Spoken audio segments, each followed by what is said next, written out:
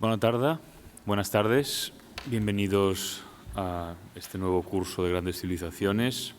Es un placer volver a ver este teatro tan lleno después de tantos meses de carencia.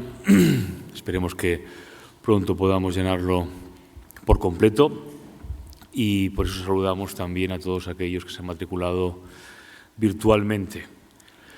A lo largo de este curso, como habéis visto en el programa, vamos a seguir dando vueltas en torno a la primera mitad del siglo XX.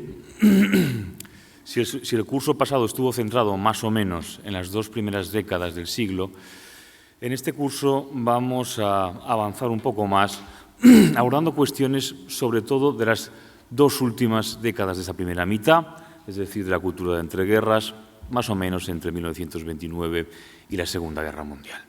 La clasificación cronológica no es exacta ni es estricta, hay saltos, algunas cuestiones anteriores, algunas posteriores, porque, como ya advertí el año pasado, el siglo XX es todavía un magma en ebullición, estamos muy cerca de lo que ocurrió y, por tanto, sabemos a la vez mucho y poco, porque somos todavía hijos de todo esto que vamos a estudiar a lo largo de estas sesiones. Hay mucho que estudiar, hay mucho que decir. Es muy probable que el año que viene todavía tengamos que dedicar un tercer curso al siglo XX para hablar de lo que fue el renacimiento, por así decirlo, de las cenizas después de la Segunda Guerra Mundial, el renacimiento cultural, artístico, literario en general. Y hoy os he preparado un pequeño viaje, un pequeño trayecto por algunos puntos que me parecen esenciales para entender todo el curso. Algunos de los autores o artistas a los que me voy a referir tienen una sesión monográfica a lo largo del curso y otros no la tienen, y es muy probable que la tengan el año que viene, pero en cualquier caso los asuntos que vamos a tratar son medulares, son vertebrales a lo largo de toda la problemática de esta primera mitad del siglo, que fue terrible en lo político y en lo social, fue una verdadera masacre, una carnicería, y fue absolutamente admirable, extraordinario, desde el punto de vista artístico y literario. Es decir, el fulgor que despidió la cultura europea a lo largo de estas décadas fue algo realmente irrepetible y de lo que en realidad no nos hemos recuperado. De esto hablaremos seguramente el año que viene, pero después de la Segunda Guerra Mundial hubo algo así como un desistimiento por parte de las letras y las artes, una especie como de sentimiento de agotamiento también en el terreno filosófico, como comentaremos hoy un poco, que da mucho que pensar y que es de alguna manera la antesala de lo que estamos viviendo hoy en día en estas primeras décadas del siglo XXI, que replican algunos de los problemas, algunos de los errores, creo yo, de esas primeras décadas del siglo XX y, por tanto, también este curso es una invitación a reflexionar y a meditar sobre todo aquello que nos formó y que nos conformó como ciudadanos de Occidente y que espero que nos ayude a vislumbrar un poco, a arrojar un poco de luz acerca de nuestros actuales problemas. Bien, recordemos aquella frase de Virginia Woolf que citábamos el año pasado: hacia 1910 la naturaleza humana cambió. ¿Recordaréis? Y es que todavía nos estamos preguntando qué ocurrió para que Europa se sumiera en esa oscuridad a la vez que el continente parecía despedir este fulgor maravilloso del que ahora os hablaba, una apoteosis artística en todos los niveles. Este periodo que vamos a abordar se caracteriza por la consolidación de las vanguardias históricas y por la efervescencia de los totalitarismos. Uno y otro fenómeno están ligados y se explican muchas veces los fenómenos de las vanguardias por cuestiones políticas, como iremos viendo a lo largo de todo el curso. Sociológicamente, para empezar, podríamos decir que este periodo se caracteriza por el imperio de las masas, que es la culminación de la aparición de la muchedumbre que radiografiaron por primera vez poetas como Baudelaire o pintores como Goya. Recordemos que en torno a estos años se publican los primeros grandes ensayos que abordan el fenómeno de la masa como algo completamente nuevo, inédito y que va a determinar el curso de la política y de la conformación social en Occidente. Recordemos, por ejemplo, la psicología de las masas y el análisis del yo de Freud, publicado en 1921, hace ahora un siglo, o La rebelión de las masas de Ortega y Gasset, publicado en 1929. Prácticamente todos los grandes filósofos y pensadores dan vueltas en torno a esta cuestión. Y un escritor que empieza a formarse en esta década, en estas décadas, en los años 30 en Viena, Elias Canetti, que es uno de los autores que tendremos que abordar el año que viene, le dedicó la obra más importante de su vida, en la que invirtió 20 años, Masa y poder, que se publicó en 1960 y que es uno de los libros esenciales para entender el siglo XX. Es el libro en el que Canetti, como dijo él mismo, se propuso agarrar a su siglo por el cuello. Y lo consiguió. Es un extraño libro, una mezcla de sociología, de antropología, de mitología, verdaderamente sorprendente y admirable. Y Canetti, en ese libro titulado Masa y poder, decía que el símbolo de la masa para Alemania, para los alemanes, era el bosque. Tiene un capítulo muy interesante en que se dedica a tratar de indagar cuál es el símbolo de masa en cada cultura europea, y para los alemanes, dice Canetti, que es el bosque, con el que siempre los alemanes han tenido una relación muy estrecha, que es una imagen del ejército en movimiento. Y fijaos hasta qué punto eso tiene importancia, que un pintor como Anselm Kiefer, en esta primera...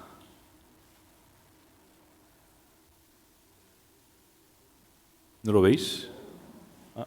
Ahora. Anselm Kiefer, así se escribe, Kiefer, que significa pino en alemán, es un pintor alemán, vivo, tendrá ahora 70 y pocos años, y que por tanto empezó a trabajar en los años 50, 60. Es hijo de la guerra mundial. Fijaos, es un pintor que trabaja todavía el figurativismo, de hecho es uno de los que recupera la figuración en pintura, y esto es un cuadro que se titula Varus, pintado en 1976. Ahí donde lo que veis es un bosque con algunos nombres dibujados. Este cuadro podríamos decir que está basado en las clásicas peintures d'histoire, de las pinturas de historia, e ilustra de fondo la batalla, el mito que inspira este cuadro es la batalla del general romano Varus contra los germanos, tal y como se cuenta en los anales de Tácito. Es un mito fundacional de los alemanes, muy popular en Alemania. El caudillo querusco Cayo Julio Arminio, o Hermann, que etimológicamente significa hombre de guerra, derrotó al ejército romano de Publio Quintilio Varo en la batalla del bosque de Teutoburgo. Como digo, es uno de los mitos fundacionales de Alemania que el nazismo utilizó para crear sus delirios de grandeza. Y Kiefer aquí, en este cuadro, se propuso retratar el horror de la cultura alemana nacionalista desde dentro. Si os fijáis, además del bosque, esta fuga del bosque, que se pierde en la nada, que recrea, por supuesto, el bosque de Teutoburgo, donde Hermann infligió esa derrota a los romanos, es decir, la supremacía, por así decir, germana, ancestral de la raza, que derrota a los colonizadores romanos. Si os fijáis, entre los árboles están pintados algunos nombres, entre los que podemos destacar los más importantes, los que podemos descubrir, los más importantes de la cultura alemana. Por ejemplo, Rilke, Stefan Georg, Klopstock, Grave, Kleist y Hölderlin entre los poetas, Fichte, Schleiermacher y Heidegger entre los filósofos, Schlieffen, Blücher, Clausewitz y Hermann como guerreros.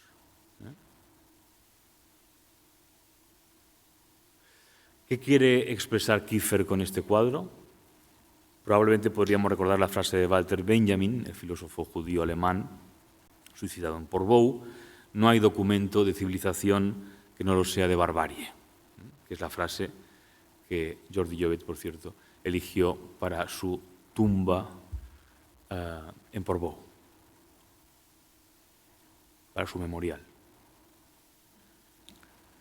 De alguna manera, con este cuadro, Kiefer está insinuando que esa barbarie nazi, nacionalsocialista, fue creada por esa cultura y que al mismo tiempo es la propia cultura alemana la que puede ayudar a salir de esa oscuridad. Esa ambigüedad tan tremenda de la cultura europea, que fue la obsesión de George Steiner, ¿por qué las humanidades no humanizan? Se preguntó hasta el último de sus días George Steiner. ¿Por qué la gran música no puede decir no? Mientras Furtwängler dirigía a la Filarmónica de Berlín ante Hitler, tocando, por ejemplo, la novena de Beethoven, ¿por qué esa gran música no podía decir no? ¿Y por qué esas interpretaciones fueron tan extraordinarias? Esa extraordinaria ambigüedad de la cultura es la que, a mi juicio, aborda Kiefer en este cuadro impactante, tan impactante como todos los suyos. Kiefer es un pintor muy intelectualizado que dialoga con toda la cultura filosófica y literaria de Alemania y en especial, como veremos también hoy, con la poesía de Paul Celan. Ahora me gustaría, haciendo un poco un experimento en este curso, escucharais un fragmento breve pero considerable de una sinfonía de Shostakovich. Shostakovich es un compositor del que no vamos a hablar en este curso, tendremos que abordarlo porque no cabe todo, el año que viene, pero es uno de los músicos, seguramente lo conocéis todos, más importantes del siglo XX, fue uno de los compositores más populares de la primera mitad, los 3/4 del siglo pasado, compositor ruso, por supuesto, que operó bajo el régimen comunista, también con una extraordinaria ambigüedad. Shostakovich se vio obligado a servir a un régimen, el estalinista, en el que no creía y que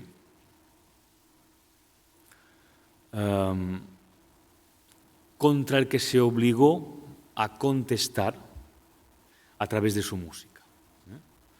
A Shostakovich se le obligó a afiliarse al Partido Comunista, se le obligó a cantar la figura de Stalin y toda esa tensión, toda esa vigilancia, fue sometido también a una tremenda tensión por parte de la censura oficial, está reflejada en su música con una extraordinaria ambigüedad, con una extraordinaria inteligencia y, por supuesto, una extraordinaria creatividad. Le digo que es un músico que sirve para oír todo el siglo XX, para entender muchas cosas de Rusia, pero en general de todo el siglo, del totalitarismo, de la lucha contra la opresión, de la supervivencia dentro del horror. Y además, Shostakovich trabajó con una ambigüedad, con un nivel de ironía y de clandestinidad que solo se puede obtener en la música.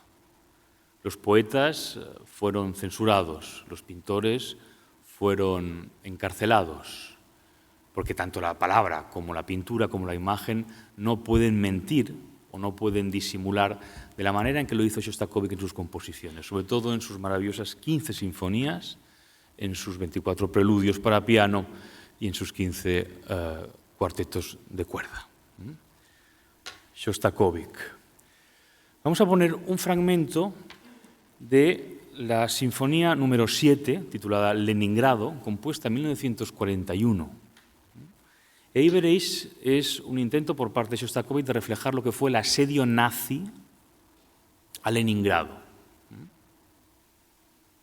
Y toda la sinfonía, que es una de las más largas, si no la más larga que compuso, es realmente una meditación, una reflexión sobre el horror de la guerra, sobre la supervivencia dentro de ese clima opresivo, oscuro y destructivo, y cómo una idea banal, que ahora empezaremos a escuchar, un diálogo entre dos instrumentos, se acaba convirtiendo en una masa, como la masa que refleja Kiefer en ese cuadro de Varus, del bosque, que se convierte en una masa absolutamente destructiva y enloquecida. Voy a poner un fragmento del primer movimiento, in media res, El director es Maris Jansson, la orquesta es la Filarmónica de Berlín en el año 92. Maris Jansson, un grandísimo director letonio que nos dejó el año pasado.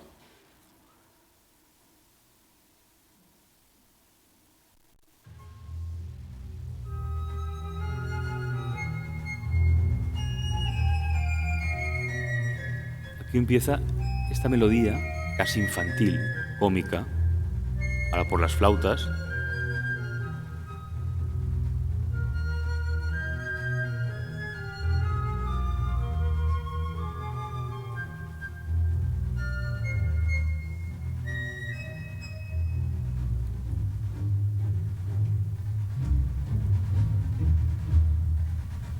Maris Jansson,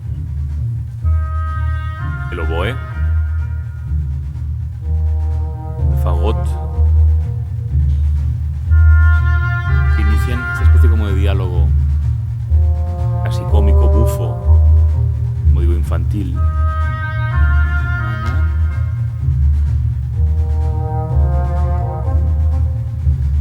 Notaréis que la orquestación recuerda un poco al bolero de Ravel, se van presentando casi todos los instrumentos.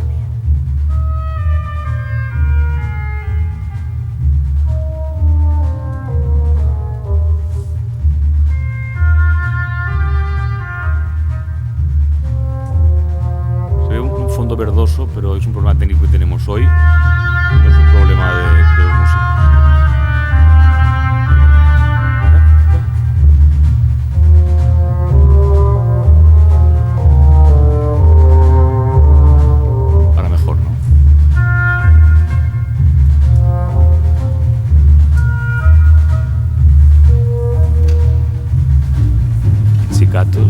Violines, piano, trompetas. Vemos cómo va creciendo poco a poco, como de la individualidad, de la idea banal, pasamos a la masificación. Es el gran tema de nuestro curso. Los trombones.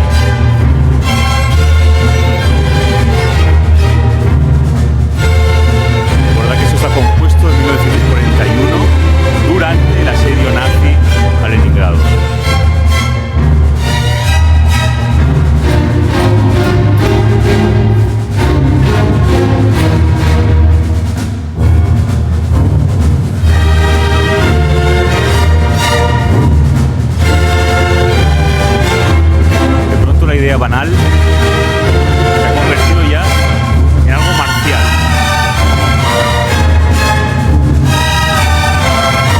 Una masa que avanza para sitiar una ciudad.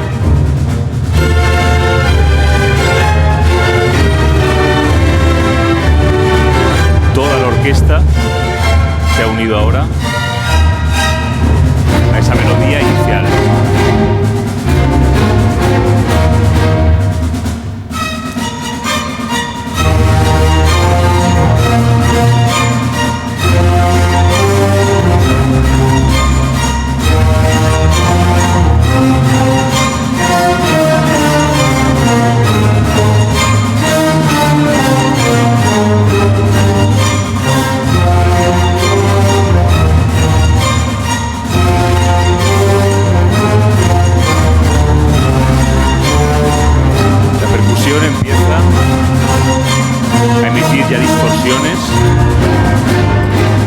aquello que al principio parecía banal y cómico, empieza a crisparse. Y empieza el caos, la catástrofe. El horror.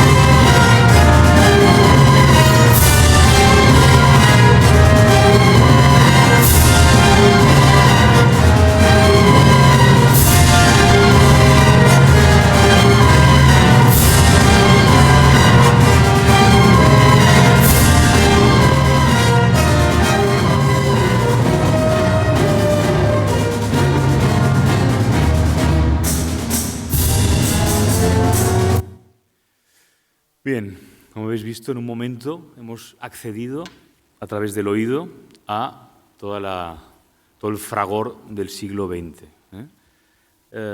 Realmente creo que no hay mejor manera de entender lo que fue nuestro siglo pasado que a través de su música, a través de sus grandes compositores de música clásica, sobre todo. Si leéis un libro, por ejemplo, como El ruido eterno, de Alex Ross, que se publicó hace unos 10 años, muy bien traducido por Luis Gago, por cierto, publicado en Seix Barral, ahí tenéis toda una radiografía musical de lo que fue nuestro siglo, riquísima. Realmente la cultura, la música clásica del siglo XX es un tesoro en muchos aspectos todavía por descubrir. Y Shostakovich es un compositor que ayuda, quizá como ningún otro, a entender lo que fue el siglo XX, porque además su música es muy descriptiva y es, por así decir, fácil de entender. Aunque, por supuesto, también al mismo tiempo es de una complejidad infinita. Aquí hemos oído cómo esa masa del bosque alemán que retrataba Kiefer en su pintura, este es Shostakovich,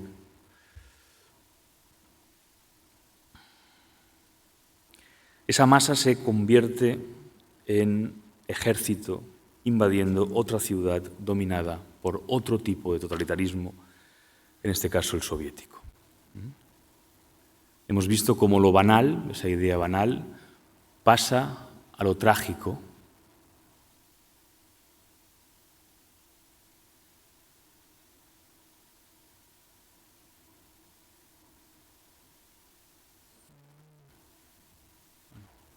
No sé qué he hecho para poner, sí. Gracias. Tanto Kiefer como Shostakovich sirven para ilustrar también otro problema que iremos viendo a lo largo de este curso y del que viene, que es cómo salir del callejón sin salida, del aparente punto muerto al que llegó al arte en estas décadas. Ya vimos en el curso pasado lo que fue la música dodecafónica, ¿verdad?, que luego se convierte en el serialismo, la música de Schoenberg, que luego de Alban Berg, sobre todo, que parecen conducir a la música a un lenguaje ya exclusivo y completamente desentendido de la melodía, de lo que había sido el lenguaje tonal al que llevábamos acostumbrados ya muchísimos siglos. De la misma manera, en el arte vimos cómo lo figurativo se disuelve en lo abstracto, cómo desaparece la perspectiva. Vimos también cómo en literatura desaparece la narración, por ejemplo, en la novela, y la poesía también se convierte en algo completamente hermético, alejado del público, alejado de la canción. Pues bien, tanto Kiefer como Shostakovich nos sirven para entender que hubo una salida a ese aparente punto muerto, que la tonalidad podía recuperarse y que lo figurativo también podía volver a recrearse. Y precisamente fue a través de una reflexión moral muy compleja y muy honda cómo esos lenguajes fueron recuperados para ser también al mismo tiempo completamente transformados. Shostakovich llegó a decir que la música dodecafónica solo servía para expresar muerte y miedo paralizante. Y esos compositores, veremos algunos de ellos en la sesión que nos vendrá a dar Luis Gago, como Janáček, como Hindemith, también como Sibelius, que no lo vemos en este curso, pero también lo podríamos abordar quizá el año que viene. Son autores que están entre dos mundos, entre dos lenguajes, que aprovechan tanto la riqueza que liberó la sonoridad que liberó la música dodecafónica como el poder que todavía tiene el lenguaje tonal. De la misma manera, en filosofía, por ejemplo, todo aquello que se venía asumiendo como verdad, como dominio desde Platón, queda de pronto impugnado. Ya lo vimos en el caso de Nietzsche, al que dedicamos una sesión hace 2 cursos, creo yo, pero ahora, en estas décadas del siglo XX, hay sobre todo 2 filósofos que van a determinar el curso del pensamiento a lo largo de todo el siglo y aún, diría yo, todavía en cierta medida en nuestra época. Uno es Wittgenstein, que es este señor tan intenso, que en 1921, ahora hace un siglo, también publicó el Tractatus Logico-Philosophicus, en el que se formuló la primera gran crítica que jamás se había formulado sobre el lenguaje, sobre los límites del lenguaje. Wittgenstein viene a decir que los límites de mi mundo son los límites de mi lenguaje. Nunca nadie hasta entonces se había preocupado por detenerse a pensar acerca de la limitación que es el lenguaje. Toda nuestra construcción teológica y filosófica está basada en Occidente a través de la confianza en el verbo, de la revelación incluso verbal, y Wittgenstein es el primero que pone cierta duda en torno a eso, por eso también fue uno de los pocos que dudó de la trascendencia de Shakespeare. Y Wittgenstein inaugura toda una escuela de pensamiento que desembocará en la filosofía analítica, que es todavía imperante en el mundo anglosajón, por ejemplo. No dedicamos una conferencia monográfica a Wittgenstein, podríamos haberlo hecho, ya digo que no cabe todo, pero es uno de los filósofos más importantes de estas décadas y su nombre es imprescindible. Filósofo austríaco, emigrado a Inglaterra, descubierto, amparado por Bertrand Russell y por Moore, y que revolucionó, como digo, el pensamiento de su tiempo. El otro gran revolucionario al que sí vamos a dedicar una conferencia en este curso es Martin Heidegger. De él nos vendrá a hablar el máximo experto en su obra que hay en España, que es Arturo Leite, que es además un grandísimo comunicador, como veréis, y una encantadora persona. Heidegger es el filósofo que desmonta la metafísica occidental, regresando a los presocráticos, y es autor sobre todo de un libro de filosofía muy influyente que se publicó en 1927 titulado Ser y Tiempo, Zeit und Sein.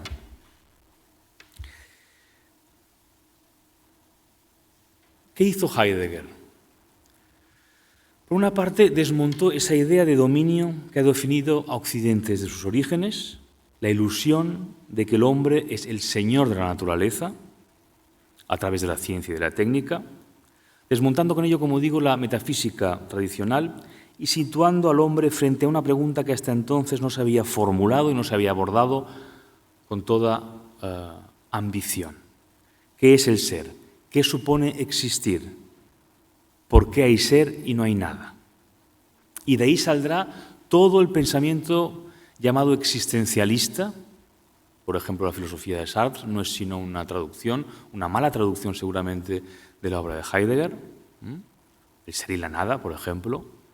El propio Heidegger contestará a esa mala interpretación de su pensamiento en un opúsculo de 1947 titulado El existencialismo no es un humanismo. Heidegger dirá que la ciencia no piensa, Wissenschaft denkt nicht, con lo cual no quiere decir que la ciencia no reflexione o no razone, sino que la ciencia puede responder al cómo, pero nunca al qué.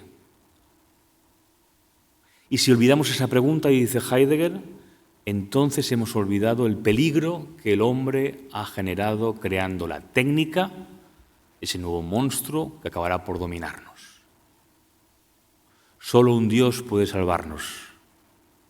Nur ein Gott kann uns retten, dirá Heidegger en la entrevista póstuma del año 76 a Der Spiegel, con lo cual inferirá seguramente que solo si el hombre es capaz de poner una distancia entre él y la creación podrá sobrevivir la raza humana.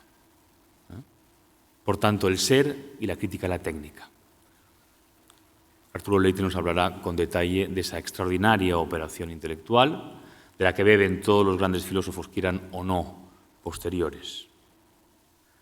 Lo que ocurre es que Heidegger cometió un gran error político, aceptando ser rector de la Universidad de Friburgo en el año 33, cuando Hitler ascendió al poder, y adhiriéndose con entusiasmo al movimiento nacionalsocialista, creyendo que era la gran solución del hombre y la técnica. Duró tan solo un año o un año y poco más. Nunca se arrepintió, nunca se retractó, a pesar de que todos sus discípulos, todos ellos judíos y filósofos eminentes, entre ellos Karl Lewitz, Hans Jonas, Herbert Marcuse, se lo exigieron o se lo pidieron. Él nunca se retractó. Solo hubo una persona, una discípula, que le perdonó y que además promocionó su obra en Estados Unidos, como fue Hannah Arendt, porque seguramente lo amó, lo quiso muchísimo. Hannah Arendt también debe muchísimo a la obra de Heidegger, no solo en un sentido positivo, sino también en uno negativo. No se puede entender su pensamiento posterior, su decidida voluntad a reconstruir el espacio político, su huida, de hecho, de la filosofía y su abrazo de la teoría política sin esa relación tan intensa e incluso tóxica con su maestro en Friburgo, Martin Heidegger. Hannah Arendt, lo veremos el año que viene, como muchos otros pensadores, van a tratar de sacarnos del callejón sin salida en que nos habían metido muchos de estos grandes pensadores, como Wittgenstein, como Martin Heidegger, como Walter Benjamin, que realmente llevaron el pensamiento occidental a un extremo tan radical del que prácticamente ya no se podía salir. Heidegger, de hecho, desmontó la metafísica occidental, pero de alguna manera no supo qué hacer con los pedazos. Nunca publicó, nunca escribió el prometido segundo volumen de Ser y Tiempo, sino que dedicó el resto de su vida a cultivar una especie de hermenéutica poética, de comentarios en torno a poetas, eminentemente alemanes, por supuesto. Una de las tonterías que dijo Heidegger es que solo se podía pensar en alemán y en griego antiguo. Y sobre todo en torno a dos poetas. Hölderlin, por un lado, el gran poeta romántico alemán, y Paul Celan, del que he hablado antes, que es un poeta, como os decía, que aparece constantemente en la pintura de Anselm Kiefer. Kiefer establece un diálogo crítico e incorpora muchas de las ideas de Paul Celan a su pintura, que convierte en una memoria del Holocausto, en una memoria del horror, en una memoria del espacio. Paul Celan.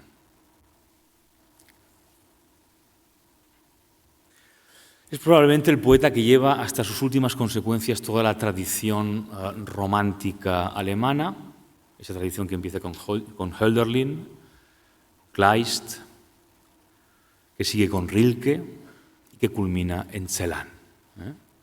Celan es de alguna manera el reverso de Heidegger. Heidegger es el filósofo que convivió y que aplaudió en sus inicios el nazismo.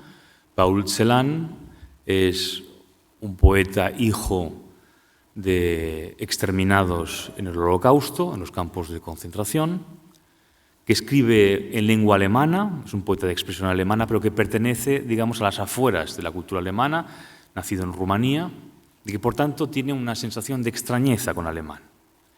Heidegger, en cambio, tiene una sensación, un sentimiento de dominio, de supremacía con el alemán. Como os he dicho, él decía que solo se podía pensar, o que las mejores lenguas para pensar eran el alemán y el griego antiguo.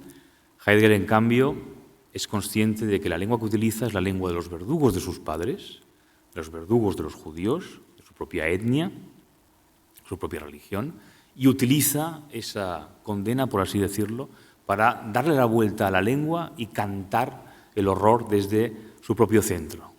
Por eso le interesa tanto a Kiefer, que es algo parecido a lo que hace Shostakovich en su música. Shostakovich es obligado a servir al régimen soviético por parte de Stalin, sobre todo en los años del terror, los terribles años 30 y 40, pero Shostakovich se las ingenió para no traicionarse a sí mismo y se burló del régimen y de Stalin, disimulando de alguna manera, dándoles lo que querían oír, pero deslizando por debajo de la aparente música victoriosa y pomposa un mensaje de resistencia, de repulsa, de supervivencia, que hoy sigue resonando con toda su intensidad. Lo mismo que la poesía de Paul Celan, cuyo poema más importante y más conocido es Todesfuge, la fuga de la muerte, que es una especie como de canción, de danza en torno a la muerte que recuerda las órdenes de los soldados alemanes matando a judíos, al mismo tiempo que recuerda la dicción bíblica, y recuerda, como la pintura de Kiefer, toda la tradición alemana, toda la tradición europea, que terminó en los hornos crematorios. Negra leche de la mañana la bebemos al atardecer, la bebemos al mediodía, y por la mañana y por la noche bebemos y bebemos, cavamos una fosa en los aires. Ein Grab in der Luften. También más adelante, en el mismo poema, dice Celan, der Tod ist ein Meister aus Deutschland, que es un verso que se va repitiendo constantemente. Der Tod ist ein Meister aus Deutschland. La muerte es un maestro venido de Alemania. Celan será, por así decirlo, este es un cuadro de Kiefer titulado Todesfuge, inspirado en este poema, cuyos primeros versos acabo de citar. Como veis, parece como unos hornos crematorios en fuga, muy parecido también a la fuga del bosque que antes os he puesto. Muchos de los cuadros de Kiefer llevan versos de Celan escritos. Celan es, de alguna manera, el poeta encargado, por así decir, de certificar el final del canto, la posibilidad de cantar en poesía, o de invertir el canto, quizá. Este es un poema dedicado a Tübingen, el pequeño pueblo en el que vivió encerrado y loco Hölderlin los últimos 36 años de su vida, después de haber llevado la poesía alemana también a un extremo radical, a su último intento de canto y de comunión divina. Y de alguna manera en este breve poema Celan certifica que ya es imposible reproducir esa lengua de alegría, esa lengua sagrada que todavía pervivía, cuyos restos todavía pervivían en la obra de los románticos.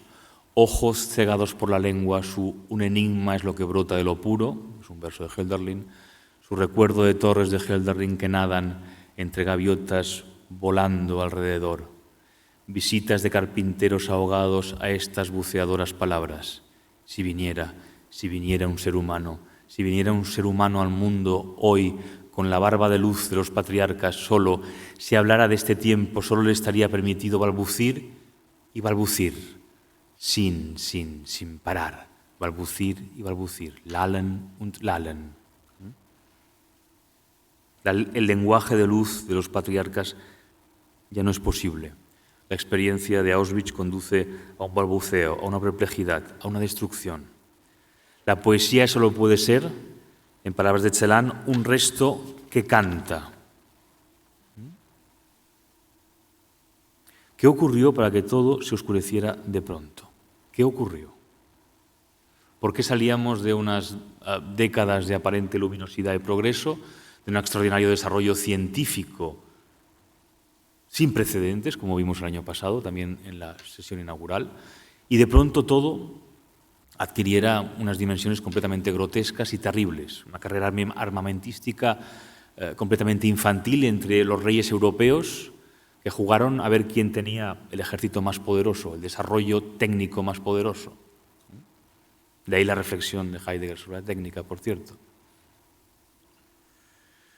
Pues bien, el siglo XX fue el resultado del desmontaje de todo lo que había sustentado Occidente desde hacía 2000 años.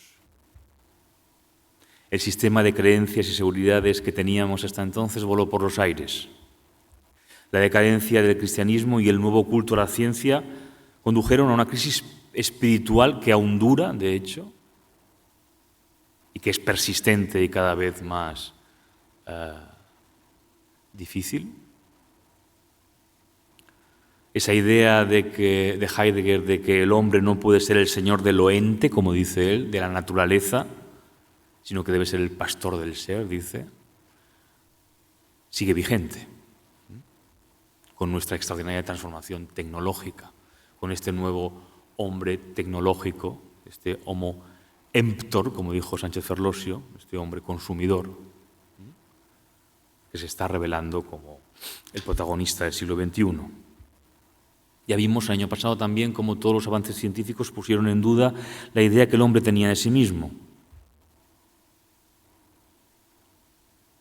Por eso Heidegger pudo desmontar, como os decía, la metafísica, pero luego no supo qué hacer con esas piezas. También Wittgenstein dibujó la prisión del lenguaje y luego derivó hacia una filosofía casi mística, consciente de alguna manera de que no se podía vivir simplemente abriendo esa jaula. Pues bien, las artes y las letras son el resultado de todo ese desmontaje. Ya vimos el año pasado qué ocurrió con la literatura, con la novela y la poesía, en la obra de James Joyce, de T.S. Eliot y de Virginia Woolf, por ejemplo. Joyce llevó la tradición novelística a un punto de no retorno en el Ulises, una novela que el año que viene, en el 2022, cumple 100 años. Joyce en el Ulises lleva hasta la extenuación también toda la tradición novelística del XIX e incluso la expresión literaria narrativa de todo el orbe europeo, desde la Odisea hasta él mismo. Hay un gesto conclusivo por parte de Joyce que ya analizamos y un intento de abordar y de representar toda la literatura occidental, pasando por Shakespeare también y por Dante, como si soltara una última carcajada, un último fulgor antes de apagarse para siempre. Y probablemente también Joyce cayó en su propia trampa cuando en 1939 publicó el Finnegans Wake, que es una novela prácticamente ilegible, de una dificultad extraordinaria y hasta cierto punto gratuita, donde los juegos de palabras de Joyce llegan a un nivel de oscuridad y de asociación imposibles de captar por la mente humana. Es una novela, como dijo Jorge Luis Borges, en la que Joyce se propuso reproducir la simultaneidad onírica del sueño, y prácticamente no se puede leer tampoco en inglés, imaginaos en traducción. Y es una novela que certifica el colapso de la literatura también. Más inteligente fue, creo yo, T.S. Eliot. Ya vimos su obra La tierra baldía, que es también un resto que canta, como la poesía de Celan, ese poema que es la dramatización poética de un colapso a la vez íntimo y colectivo, el fracaso de su primer matrimonio, pero también de la sociedad devastada que alumbró la Primera Guerra Mundial. Eliot buscó una renovación espiritual, a partir sobre todo del año 27, en que se convirtió al anglocatolicismo, y, dejando de lado esa cuestión biográfica, lo importante es que encontró una salida para la poesía y escribió otra obra maestra, que son los 4 cuartetos, los Four Quartets, que se fueron publicando a partir de los años 30 y hasta 1943. El primero, creo recordar, es de 1935, Burnt Norton, y el último, Little Gideon, es de 1941. Y los 4 cuartetos son 4 poemas basados en una composición musical, en el cuarteto de cuerdas de Beethoven, sobre todo en el 32, pues conforman una secuencia poética de una belleza y de una complejidad filosófica verdaderamente admirables. Admira mucho que Joyce supiera de alguna manera inventar el lenguaje vanguardístico de su tiempo y después salir de ese propio lenguaje vanguardístico con los 4 cuartetos. T.S. Eliot, aquí le tenemos, el día que ganó el premio Nobel en 1947, creo recordar.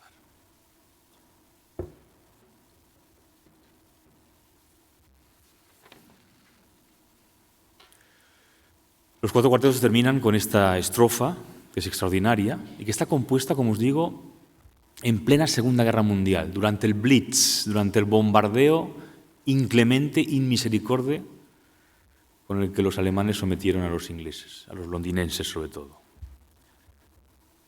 Y Eliot, después de haber certificado la muerte, por así decirlo, de la cultura europea, todavía encontró fuerzas para indicarnos un camino espiritual que no tiene por qué ser ortodoxo o católico, sino formulando una espiritualidad ecuménica que sirviera tanto para creyentes como no creyentes, tanto para occidentales como para orientales.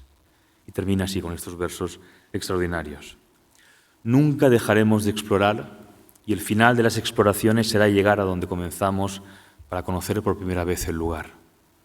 Por la puerta nunca vista y recordada, cuando el último pedazo de tierra descubierto sea aquel donde estuvo el comienzo, en las fuentes del río más largo, la voz de la cascada oculta y los niños en el manzano, extraños porque no fueron buscados, aunque se oigan lejanos en una pausa entre 2 olas de mar.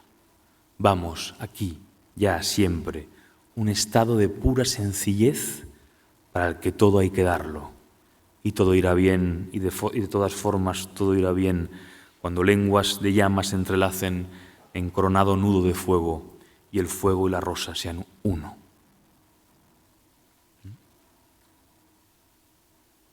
Es interesante ver cómo al mismo tiempo que Europa asiste a su propia destrucción, a su propia degradación, una degradación sin límites, de una cultura que parecía que había llegado a lo más alto, al mismo tiempo sus propios artistas tienen tiempo y fuerzas para cambiar, para tratar de transformar el propio lenguaje con el que trabajan, en literatura, en pintura, en música, en filosofía, y tratar de encontrar un camino en medio de la oscuridad. En política, por supuesto, también asistimos a un conflicto entre totalitarismo y democracia, entre un colapso político, en un sentido lato, y un intento de defender los principios esenciales de la democracia. Un conflicto entre populismo y democracia parlamentaria, constitucionalismo. Después del crack del 29, que afectó a todo Occidente, como sabéis, casi todas las democracias constitucionales europeas empiezan a colapsar y son sustituidas por dictaduras. Primero ocurrió en España, que fuimos como el conejillo de Indias de toda Europa de totalitarismo, con la caída de la Segunda República y la larguísima dictadura de Franco. Después fue Alemania, con la caída de la República de Weimar y el ascenso de Hitler, luego Italia con Mussolini y finalmente con Francia y la invasión alemana. Antes, por supuesto, se dio un esplendor cultural sin precedentes.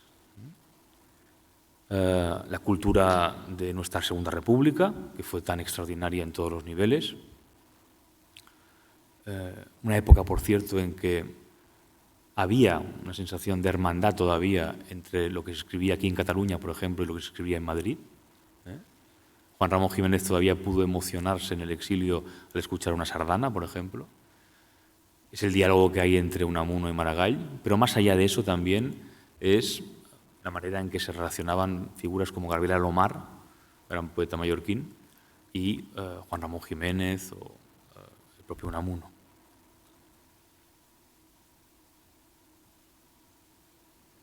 Es el momento de esplendor de lo que se llama la cultura de entreguerras en Europa y que iremos viendo a lo largo de todo este curso. Desde el punto de vista militar ya sabemos qué ocurrió, ¿verdad? Todos sabemos, hemos visto hasta la sociedad películas de nazis, las películas sobre la guerra, películas incluso sobre el Holocausto, algunas de una banalidad insufrible. Pero, en fin, tenemos todos en el acervo común y popular muy claro lo que ocurrió desde el punto de vista militar. Pero hay detrás de ello, yo creo, un conflicto de filosofía del derecho que vale la pena comentar y que no es tan conocido. Y que es esencial para entender todo lo que vamos a estudiar a lo largo de estas sesiones. Me refiero a lo que se ha llamado la controversia entre Hans Kelsen y Carl Schmitt. Hans Kelsen, este señor tan simpático, fue un jurista alemán, no es un nombre muy conocido, no es un nombre popular, pero es el padre del constitucionalismo moderno e instigador de los modernos tribunales constitucionales. Un jurista vienés, austríaco, perdón. Para Kelsen, la unidad de la pluralidad de individuos que conforman el Estado la constituye el orden jurídico. Nadie puede estar por encima de las leyes apelando a cuestiones de raza, de religión, de idioma o de historia, como hicieron los nazis. Y el Tribunal Constitucional, esta institución tan moderna y tan propia del siglo XX, existe precisamente para que ningún gobernante ni ningún partido político pueda arrogarse el poder absoluto como hizo Hitler. Toda la reflexión en torno al constitucionalismo moderno surge de la obra de este modesto y persistente, obstinado jurista austríaco que no dejó nunca de recordar los peligros que podrían asolarnos si olvidábamos esta forma de organización moderna, de organización política y jurídica moderna. Al otro lado está otro jurista, este sí alemán, Carl Schmitt, que es más conocido, creo yo, que fue también un jurista y un filósofo brillantísimo, obsesionado, por cierto, con la cultura española, que despreció las teorías de Kelsen y que apeló sobre todo a tres conceptos básicos que a su juicio resolverían el problema del poder en la modernidad. ¿Qué ocurre también en la modernidad? Que, por supuesto, una vez que son guillotinados los reyes absolutos durante la Revolución Francesa y se invierte el poder de las monarquías y de la Iglesia y se da el poder al pueblo, a la democracia, a los parlamentos, el concepto de soberanía queda en entredicho, o al menos es un concepto que puede ser una y otra vez impugnado. Lo mismo que el concepto de autoridad, que es otro de los grandes problemas de la modernidad. Soberanía y autoridad van en ese sentido unidos. De pronto, si la autoridad ya no es la autoridad divina, la autoridad que emana de Dios a través de los reyes y los papas, entonces esa autoridad puede ser constantemente impugnada, puede ser constantemente subvertida. Por una parte, Kelsen dirá que eso debe solucionarse mediante un sistema jurídico ordenado, mediante unas instituciones que sean capaces de controlar a los gobiernos, al poder ejecutivo. Y por otra parte, Schmitt dirá que no, que toda democracia moderna es lábil y que por tanto está condenada al fracaso. Y al ser lábil solo podemos fiarnos de la verdadera soberanía, de la excepción, del estado de excepción y de la decisión, del decisionismo, como formas con las que el hombre puede volver a renovar su pacto político con el mundo en la sociedad secular. De acuerdo con esta filosofía, las leyes, igual que los valores morales en filosofía, ya no sirven y son convenciones caducas. Para Schmitt, soberano es aquel que es capaz de dictar el estado de excepción.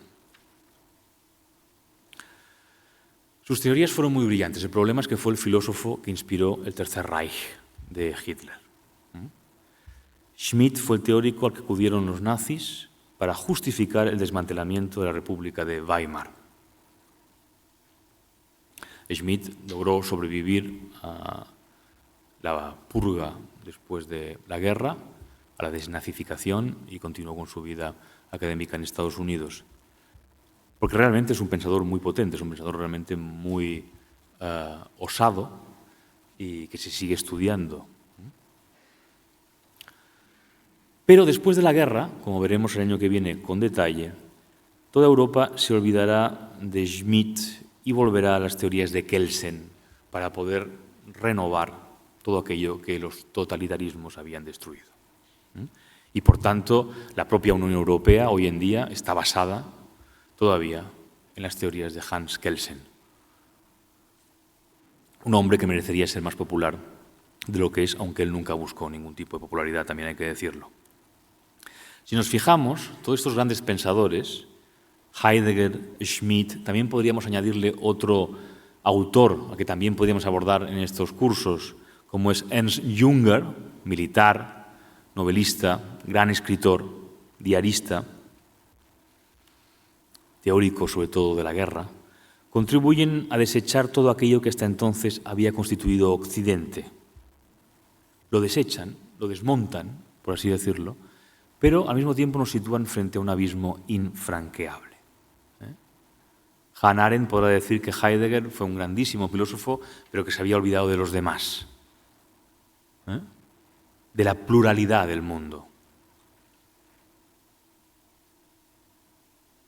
Schmitt fue también un gran teórico de la soberanía, pero también se olvidó de cómo organizar sociedades modernas en torno a la libertad y al respeto a los derechos individuales. La pregunta, por tanto, que vamos a hacernos a lo largo de este curso es cómo salvarnos de lo que ocurrió. Vamos a hablar de arte, por supuesto. Estela Ocampo nos va a hablar en Arte de Kunst, del arte degenerado, de los pintores que fueron expulsados, marginados y perseguidos por los nazis. Pero hay un pintor que creo que no vamos a abordar, pero que también vale la pena que citemos, que es Max Beckmann. Un pintor que también recupera la figura, lo figurativo, para plasmar una de las reflexiones, a mi juicio, más interesantes y más vibrantes sobre la experiencia del siglo XX, sobre lo que fue ser ciudadano en el siglo XX y en particular en Alemania y bajo los regímenes totalitarios. Si nos fijamos en este cuadro, que es Die Nacht, la noche, pintado en 1919, veremos, es un cuadro en fin, bastante icónico,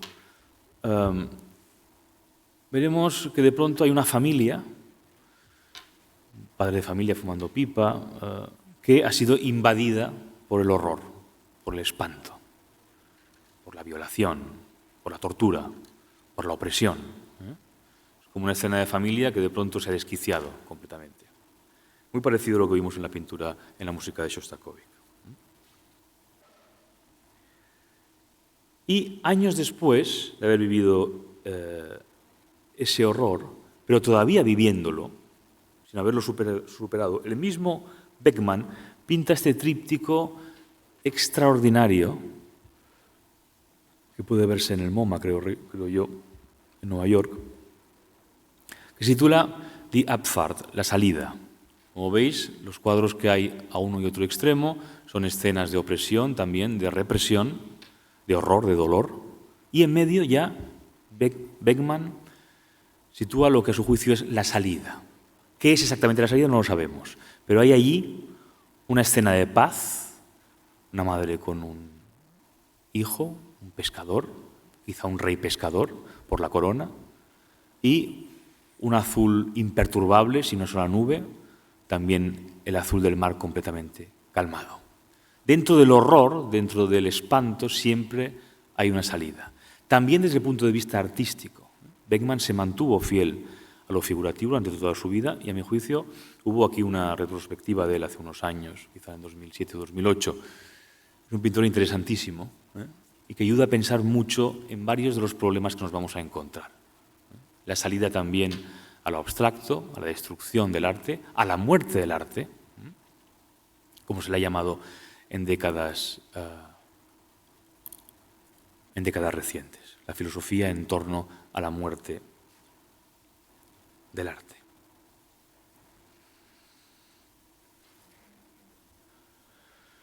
Otro filósofo que es inevitable y del que nos hablará, y nos hablará muy bien porque es experta en él en la próxima sesión, Paula Kupfer, Walter Benjamin, nos hablará Paula de toda la escuela de Frankfurt, a la que perteneció de alguna manera, con cierta distancia, pero a la que perteneció Walter Benjamin.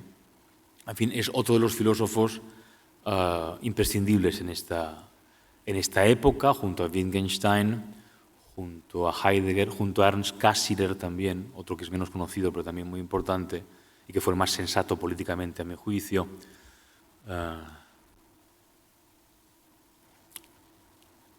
Benjamin, ya sabéis, Fue una mezcla de crítico literario, filósofo, narrador, exégeta. Vivió toda la vida, sobre todo las últimas décadas de su vida, en una precariedad económica tremenda, y sus últimos años fueron verdaderamente penosos: la huida de Francia, el callejón sin salida en Portbou, su suicidio.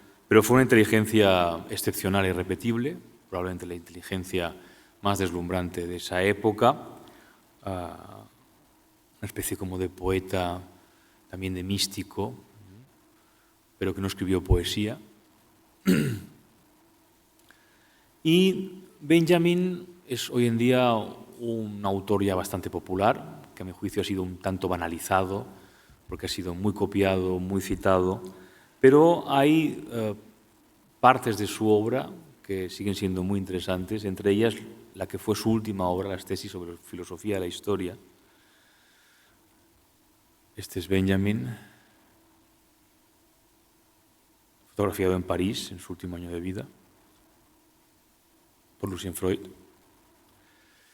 Y hay una de las tesis de la filosofía de la historia, la novena, que está basada en un cuadro de Paul Klee, el Angelus Novus, que es una de las más citadas, y también sirve para ilustrar lo que ocurre política y filosóficamente durante estas décadas. Es una exégesis, una éfrasis prácticamente de este cuadro de Klee, el Angelus Novus, sobre el que Benjamin construye esta reflexión poderosísima e inagotable. Hay un cuadro de Klee que se llama Angelus Novus y en el que se representa un ángel que parece a punto de alejarse de algo en lo que fija la mirada. Tiene los ojos desorbitados, la boca muy abierta y las alas desplegadas. El ángel de la historia ha de tener la misma apariencia. Con el rostro vuelto hacia el pasado, allí donde a nosotros se nos muestra una cadena de acontecimientos, él ve una única catástrofe que incesantemente acumula ruina tras ruina para arrojarlas a sus pies. Bien quisiera él demorarse, despertar a los muertos y recomponer los pedazos, pero una tempestad arrecia desde el paraíso y se le enreda en las alas con tal fuerza que ya no puede cerrarlas. La tempestad le impulsa inexorablemente hacia el futuro, al que él no deja de darle la espalda mientras el montón de escombros crece hasta el cielo. A esa tempestad nosotros la llamamos progreso. Podríamos estar comentando este fragmento, así como el resto de las tesis de filosofía de la historia, eternamente. Son constantes los estudios y las traducciones que salen sobre esta obra. Es una mezcla de exégesis marxista y teológica, a veces muy complicada y muy hermética, pero es un intento de darle la vuelta también, como en el caso de Heidegger con la metafísica, a el concepto de historia, de superación histórica y de superación política a la que nos hemos acostumbrado a través de la idea de progreso infinito. Aquí Benjamin parece invertir esa idea de que la humanidad crece hacia un progreso infinito, de que es infinitamente perfectible, y nos obliga a mirar eso a través de los ojos de este ángel asustado, que lo único que ve son ruinas que se van acumulando a sus pies mientras hay un viento que sopla desde el paraíso y le va impulsando hacia el futuro al que da la espalda. Es una imagen muy turbadora y que subvierte, detona toda idea también de dominio histórico y epistemológico que se había construido sobre todo a lo largo del siglo XIX.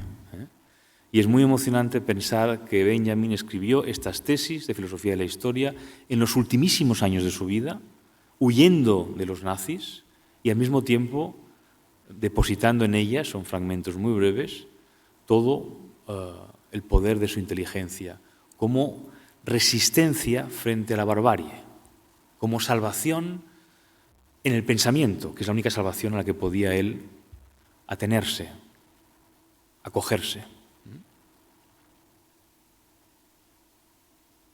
Y así vamos a otro de los asuntos clave de estas últimas décadas, que es la salvación del espíritu.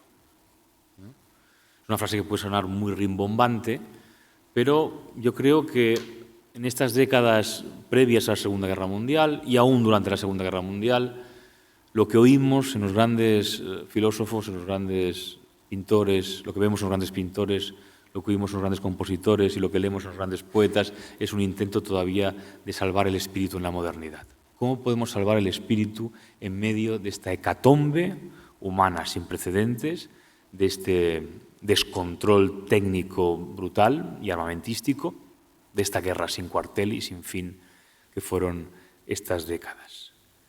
Deberíamos hablar también en este curso, pero no hemos podido por espacio, lo haremos el año que viene seguramente, de un escritor fundamental al respecto, como es Robert Musil, el autor del Hombre sin atributos, que dedica toda su obra y también todos sus últimos años de vida a redactar esta novela imposible e inacabada, El hombre sin atributos, que está destinada a eso, a averiguar qué queda del espíritu, y que no pudo terminar porque murió en condiciones penosísimas también, apenas terminada la Segunda Guerra Mundial.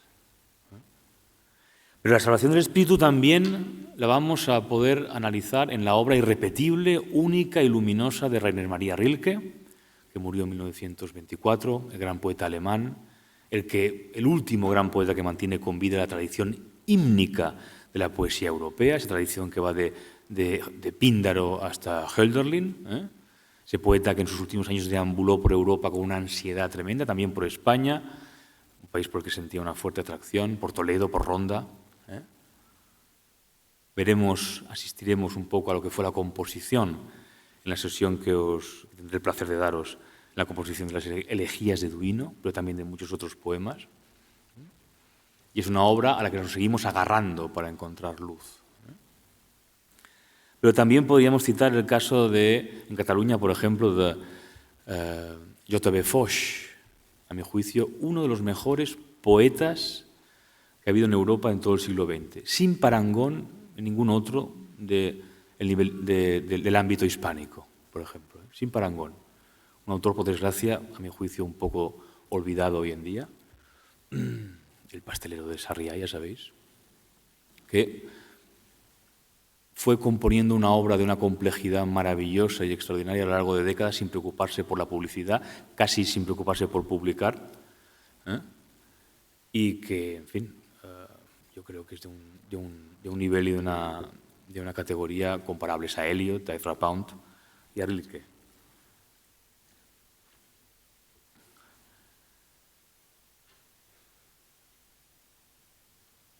Podría ser el caso también de Antonio Machado, por supuesto, probablemente el mejor poeta en castellano de esas décadas y que murió también en condiciones muy penosas en el exilio de Coyiure, después de garabatear 2 versos últimos, estos días azules y este sol de la infancia, 2 versos que resumen prácticamente todo el intento de recuperación, de felicidad y de alegría que le quedaban al pobre hombre después de ver morir a su madre y morir él mismo de pena en Coyiure. Toda la constelación poética de esa época, por supuesto, también veremos en este curso, con el mejor especialista, con Domingo Ródenas, lo que fue la estética de la generación del 27. Veremos también la poesía de Oden, otro de los poetas que nos ayuda a salir del callejón sin salida de las vanguardias y que formula una poesía cívica y moral de primerísimo orden. Veremos la obra irrepetible de Thomas Mann, que se enfrentó al nacionalsocialismo, un poco tarde, pero lo hizo, y que nos legó también una obra narrativa de una calidad y de una versatilidad verdaderamente impresionantes. Marisa Siguán nos hablará de la montaña mágica. Y todo creo que apunta a eso, al intento de salvación del espíritu en esta época tan tremenda, tan espantosa, de la que sin embargo conseguimos recuperarnos. Quisiera ahora, como colofón a esto, que escucharais el principio al menos de una canción de Richard Strauss, el gran compositor que triunfó en las primeras décadas del siglo XX. ¿Dónde está ver esto.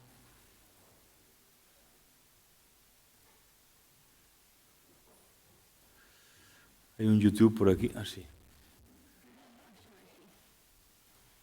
És aquest. Vale. Ah, sí, sí, el que havia posat. Vale, gracias. Richard Strauss, las 4 últimas canciones, Vier letzte Lieder, compuestas en 1948. Fijaos, en 1948. Strauss había sido el gran compositor de la cultura alemana, uno de los más populares, con El Caballero de la Rosa, y también con su obra, sus maravillosos poemas sinfónicos, por ejemplo. Y todavía en 1948, poco antes de su muerte, compone estas 4 últimas canciones, que son una verdadera obra maestra,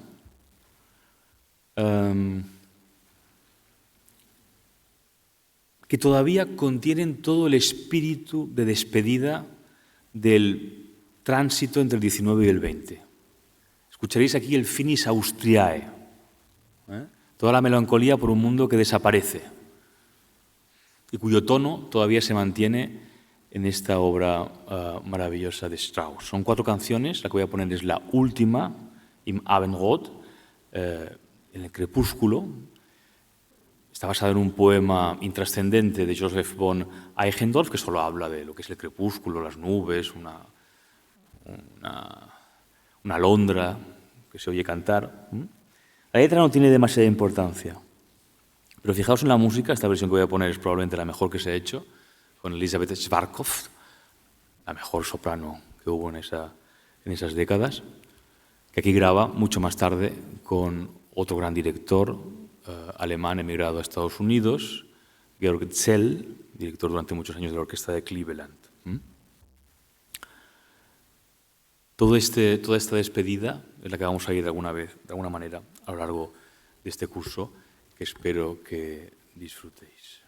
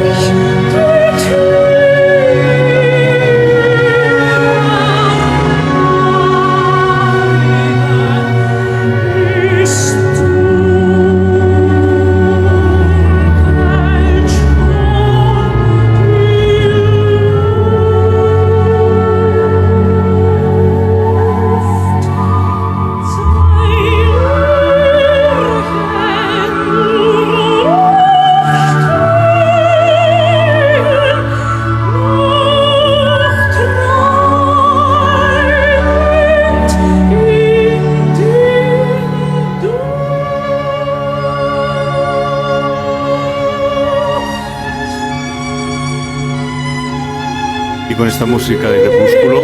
Vamos a dejarla como si fuera de los títulos de crédito. La canción es bastante más larga. Me despido hasta la próxima sesión, que no será la semana que viene porque es fiesta, sino la siguiente, con el deseo, como os decía, de que disfrutéis de este curso. Muchas gracias.